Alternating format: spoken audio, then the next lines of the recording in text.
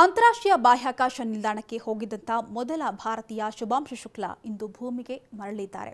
ಶುಭಾಂಶು ಶುಕ್ಲಾ ಸೇರಿದಂತೆ 4 ಗಗನಯಾನಿಗಳು ಭೂಮಿಗೆ ಮರಳುವಂತಹ ಪ್ರಕ್ರಿಯೆಗೆ ನಿನ್ನೆ ಚಾಲನೆ ದೊರೆತಿದ್ದು 4 ಗಗನಯಾತ್ರಿಗಳನ್ನು ಹೊತ್ತಂಥ ಡ್ರ್ಯಾಗನ್ ಗ್ರೇಸ್ ನೌಕೆಯು ಇಂದು ಸುರಕ್ಷಿತವಾಗಿ ಬಂದಿಳಿದಿದೆ. ಇನ್ನು ಈ ಬಾಹ್ಯಾಕಾಶ ಜರ್ನಿ ಮಾಡಿದಂಥ ಶುಭಾಂಶು ಶುಕ್ಲಾ ಅವರ ಅನುಭವ ಹಾಗೂ ಅಧ್ಯಯನ ಭಾರತದ ಮಾನವ ಸಹಿತ ಗಗನಯಾನ ಯೋಜನೆಗಳಿಗೆ ಬಲ ತುಂಬಿದ್ಯಂತೆ. ಇನ್ನು ಆಕ್ಸಿಯಂ 4 ಮಿಷನ್ನ ಅಡಿಯಲ್ಲಿ ಐಎಸ್ನಲ್ಲಿ 18 ದಿನ ತಂಗಿದಂಥ 4 ಗಗನಯಾತ್ರಿಗಳು ಅನೇಕ ಅಧ್ಯಯನ ಹಾಗೂ ಸಂಶೋಧನೆಗಳನ್ನು ಯಶಸ್ವಿಯಾಗಿ ಕೈಗೊಂಡಿದ್ರು.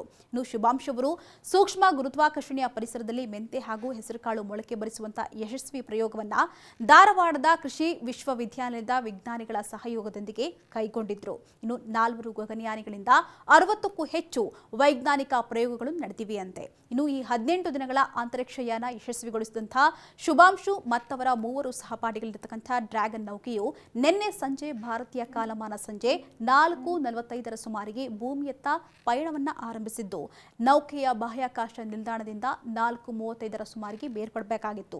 ಆದರೆ ಕೆಲವು ತಾಂತ್ರಿಕ ಕಾರ್ಯಾಚರಣೆ ಪರಿಶೀಲಿಸಿದಂಥ ಹಿನ್ನೆಲೆಯಲ್ಲಿ ನಿಗದಿತ ಸಮಯಕ್ಕಿಂತಲೂ ಕೂಡ 10 ನಿಮಿಷ ತಡವಾಗಿ ಪಯಣವನ್ನು ಆರಂಭಿಸಿತ್ತು. ಇನ್ನು ಇಂದು ಈ ನೌಕೆಯು ಭಾರತೀಯ ಕಾಲಮಾನ ಮಧ್ಯಾಹ್ನ 3 ಗಂಟೆ 1 ನಿಮಿಷಕ್ಕೆ ಅಮೆರಿಕದ ಕ್ಯಾಲಿಫೋರ್ನಿಯಾದ ಕರಾವಳಿಯಲ್ಲಿ ಸಮುದ್ರಕ್ಕೆ ಬೀಳ್ತು. ಇನ್ನು ಈ ಪಯಣವು ಸುಮಾರು 22 ಗಂಟೆ 30 ನಿಮಿಷ ಕಾಲ ಇರಲಿದೆ ಅಂತ ಹೇಳಿ ನಾಸಾ ತಿಳಿಸಿತ್ತು.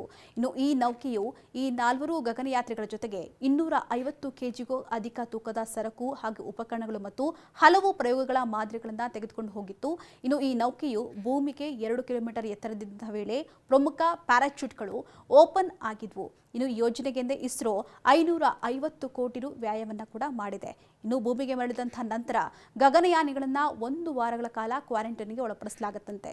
ಅವರ ಆರೋಗ್ಯದಲ್ಲಿ ಆಗಿರತಕ್ಕಂತಹ ಬದಲಾವಣೆಗಳ ಮೇಲೆ ನಿಗಾ ಇಡಿಸಲಾಗುತ್ತಂತೆ. ಇನ್ನು ಭೂಮಿಯ ಗುರುತ್ವಾಕರ್ಷಣೆಗೆ ಹೊಂದಿಕೊಳ್ಳಲು ನುರಿತಂತಹ ವೈದ್ಯರ ಮೇಲ್ವಿಚಾರಣೆಯಲ್ಲಿ ಪುನರಾವರ್ತಿತ ಕಾರ್ಯಕ್ರಮಕ್ಕೆ ಒಳಪಡಿಸಲಾಗುತ್ತಂತೆ.